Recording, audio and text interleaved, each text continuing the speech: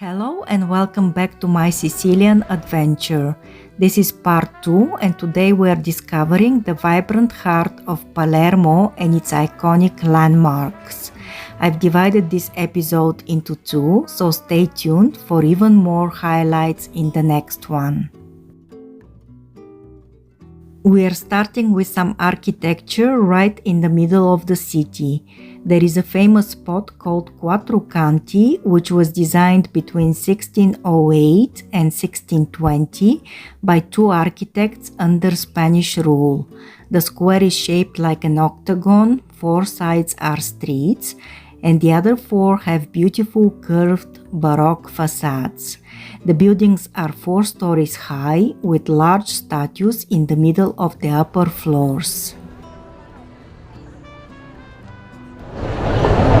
So friends, I found the Quattro Canti, which means the four corners, and this is a beautiful Baroque style square. It's actually a historical crossroad that divides the city into 4 major parts, 4 major districts, and there are a lot of sculptures that decorate the buildings, the facades of the buildings, and some of these sculptures symbolize the different times of the year, the different seasons, as well as I see some kings.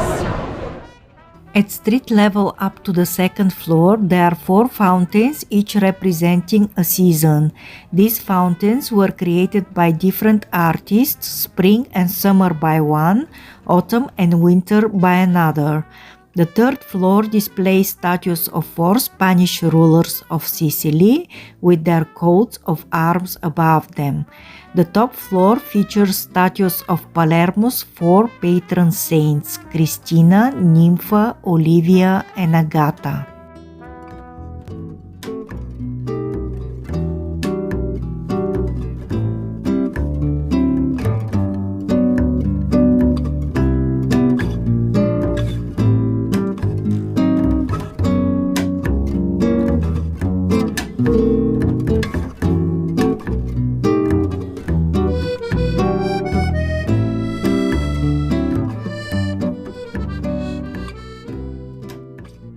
When this piazza was built, it was one of the earliest examples of a well-designed town square in Europe. If you walk about 100 meters more, you'll come across another famous spot, the Fountain of Shame.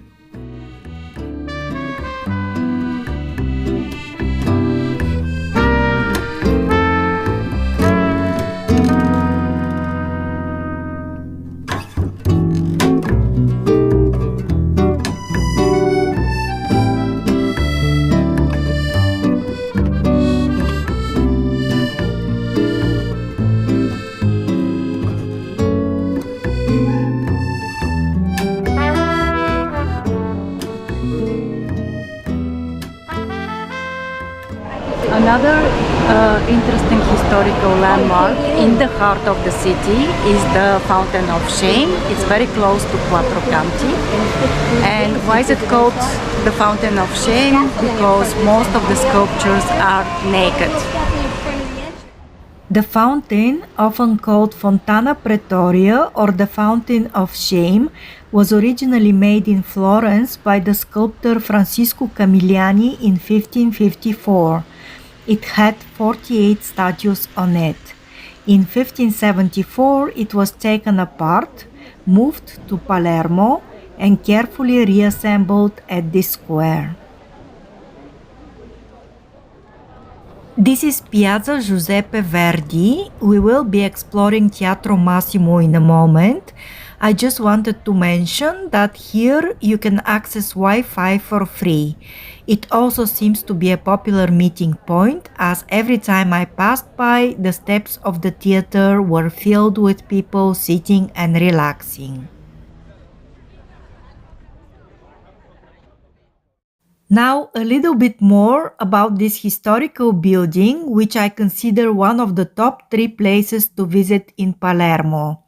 It's a stunning opera house built in a late Renaissance style, renowned for its beautiful architecture and rich history.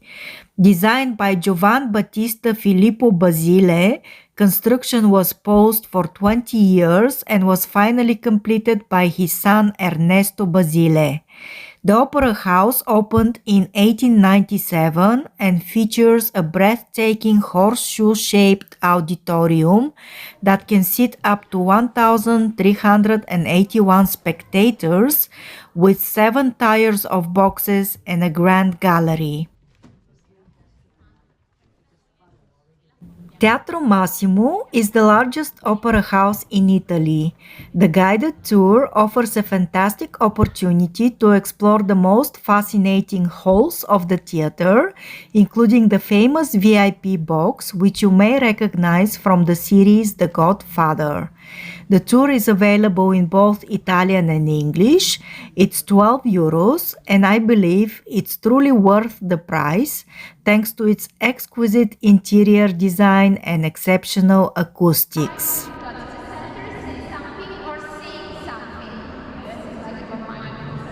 It was nice to see how the theater looks from the inside, and I forgot to mention that The Godfather was filmed here, and I think in this famous scene when he was shot, he was sitting in this VIP box in the opera house. And the opera house is the largest opera house for Italy and the third largest in Europe. While walking towards Palermo Cathedral, let's say a few words about the city's history. Palermo was founded around the 8th century before Christ and has been ruled by many civilizations. The Greeks were the first to settle there, followed by the Romans, Arabs, Normans, and Spaniards. Each group left their mark through unique architecture and culture.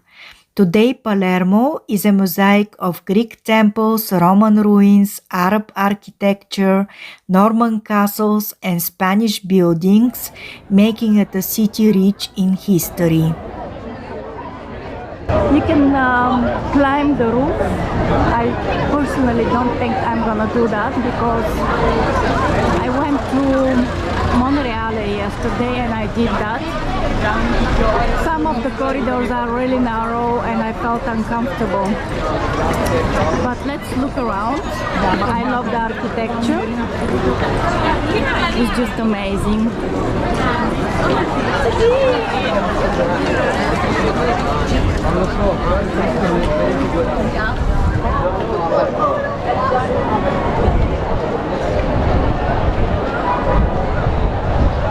So here we have a monument. Let's check out the monument, and then we have some other monuments over there.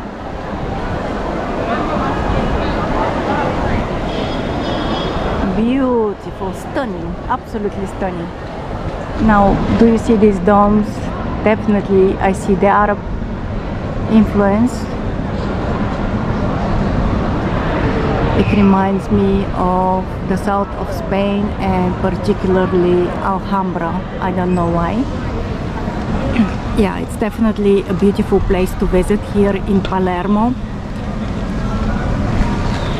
And it's absolutely free to enter unless you're going to the roof.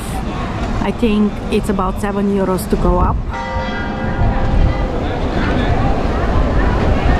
This is the Cathedral of Palermo. It's dedicated to the Assumption of Virgin Mary. It blends a lot of styles because throughout the years and centuries it was expanded, different parts were added, and due to several reconstructions you can see different styles, but that's what makes it unique.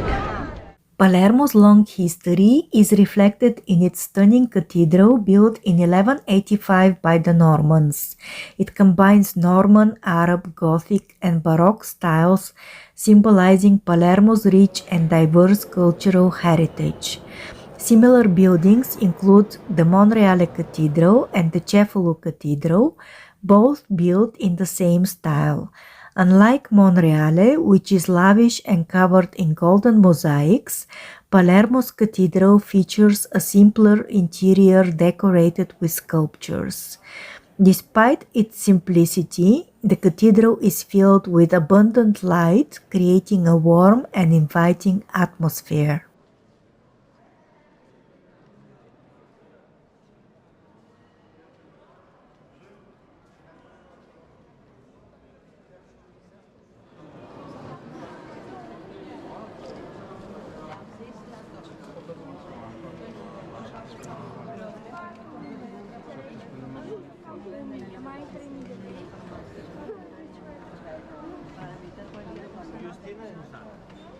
Deci mie un pic telefonul tău, că tu ai zis că nu durează, mă face moartă.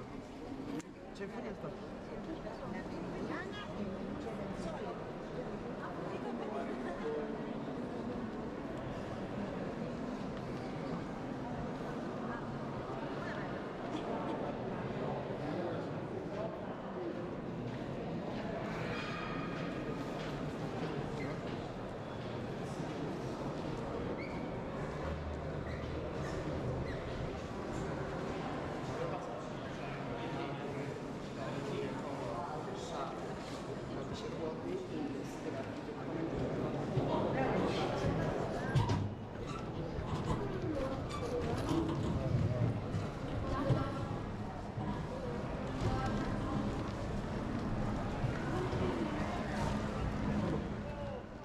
Next to Palermo Cathedral is a monument of Saint Rosalia, the city's patron saint. She was a 12th century hermit known for helping Palermo during a plague in 1624, which ended after her relics were paraded through the city.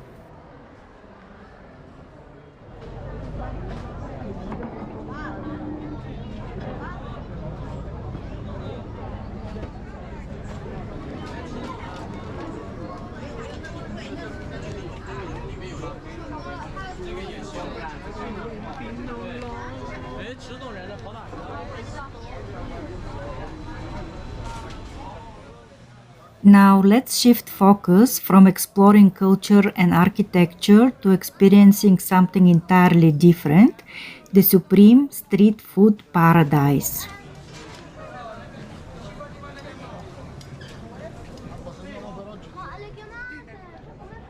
Let's say a few words about the Sicilian cuisine. Sicilian cuisine combines several influences: Italian, Greek, Jewish, Spanish, and Arab, featuring dishes like arancini, pasta alla norma, and couscous. They cook with a lot of fresh vegetables. They use citron.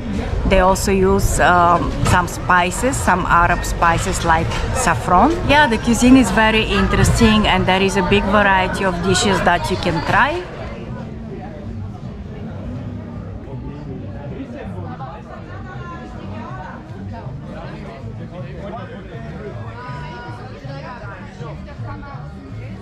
I'm going to try tonight one of the local dishes, which is pasta with sardines. And I'm going to a local restaurant in the historical center, which is really good. I went there 2 nights ago and I had some seafood. I had squid with salad, and that was only 10 euros, which is quite affordable, especially compared to prices in Dublin. So eating in Sicily is not expensive. During my entire visit to Italy, I mainly ate squid and seafood because I was craving something light in the hot weather, which was around 28 degrees. I'm not particularly fond of seafood, but given the warm climate and the fact that everything here is fresh from the sea, I decided to indulge. That night, I tried the local specialty pasta with sardines, but I didn't particularly like the combination. These are the rice balls, arancini. Un attimo di pazienza.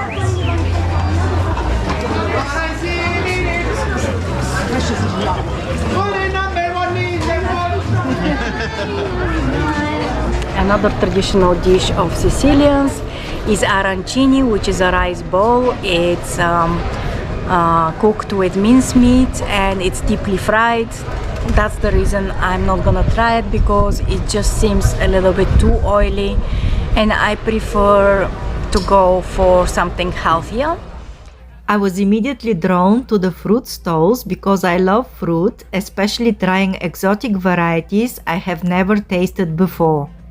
I just want to stop. I ordered some fruit which is called ficadinho. It tastes very interesting. It has small seeds in it, and it's not too sweet.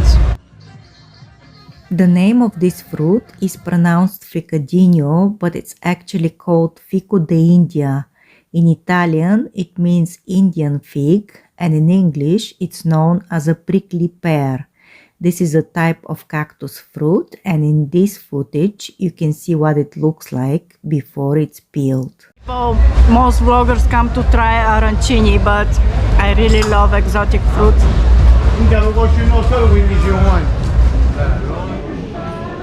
I'm gonna try sardines. I decided to take something small because the dinner normally in Italy starts at 8 p.m. and normally I eat around 6-7 p.m.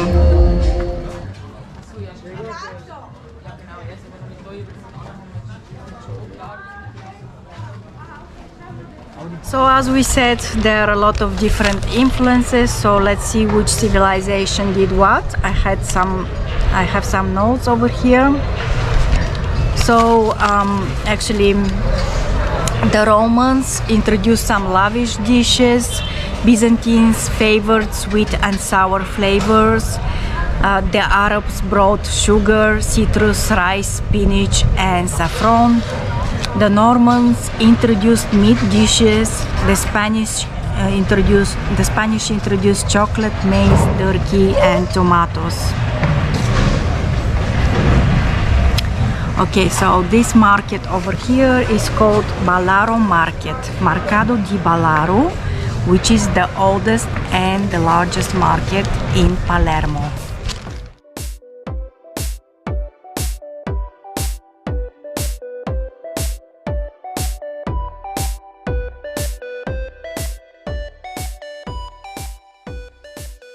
As you can see from this footage, some parts of the market felt like a dance party. The music was loud and people were dancing and having fun. It was uplifting to see everyone so relaxed and enjoying the moment.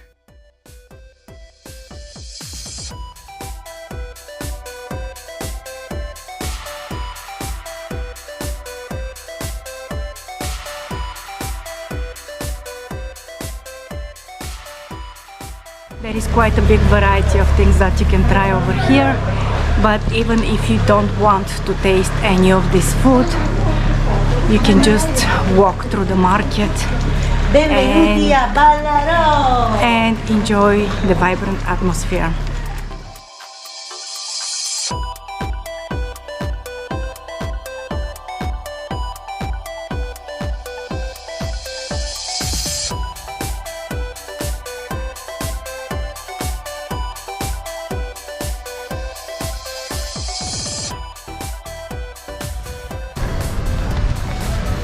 Lots of pounds here.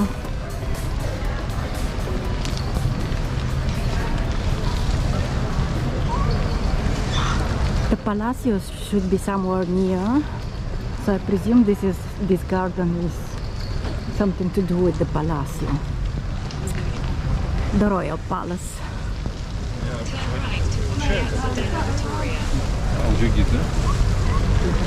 The navigation is telling me what to do. I will in a moment. I just want to have a look at this fountain.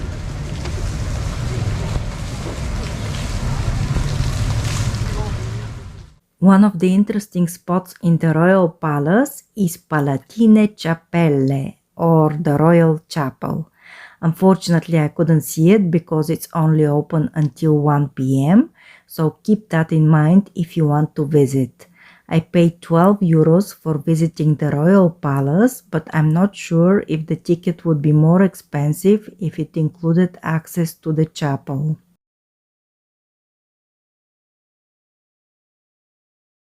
Behind me you can see the Norman Palace, also known as the Royal Palace of Sicily. It's also considered to be the oldest royal palace in Europe. It used to be the seat of the kings of Sicily, including Frederick II and Conrad IV.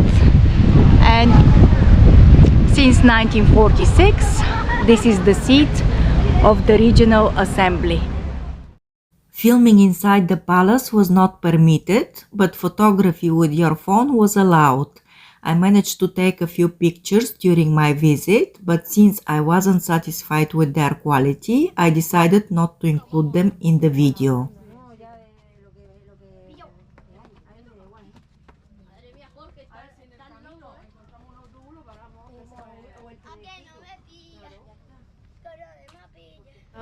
It was definitely interesting. I went into the royal rooms and some of them were really lavish and yeah, worth to see. It's worth to see, but the chapel was closed. There was an exhibition of black and white photography, and there was also something like a small archaeological museum. Yeah, it was worth coming here. The only thing I'm not sure is I think the price is a little bit steep, and video filming was not allowed inside, obviously because this is now a government institution.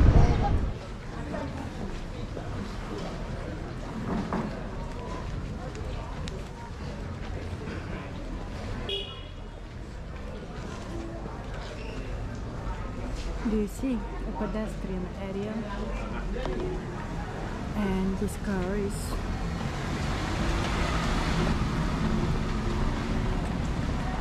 passing. Continue on to Piazza Casa Professor. The next place I'm about to show you is the last for today, but for me it was the cherry on top. It's the Church of the Gesu, also known as Saint Mary of Jesus, a stunning Baroque style Catholic church located in the historic center of Palermo, not far from the old market. The church's history dates back to 1564, when the Society of Jesus arrived in Palermo to spread their message through education, art and faith. They began construction shortly afterwards, and it took several decades to complete, finally finishing in 1636.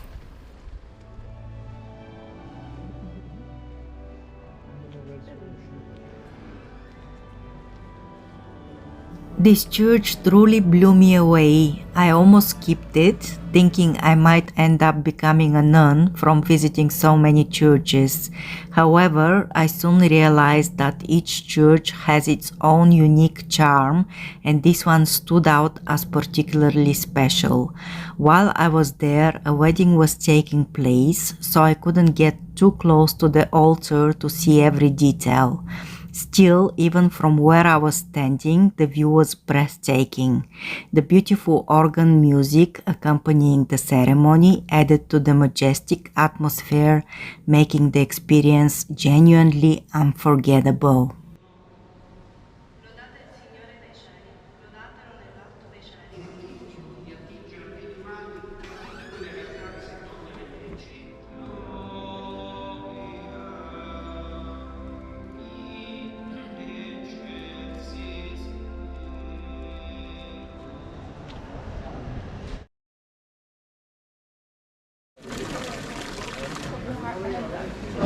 Grazie. Thank you.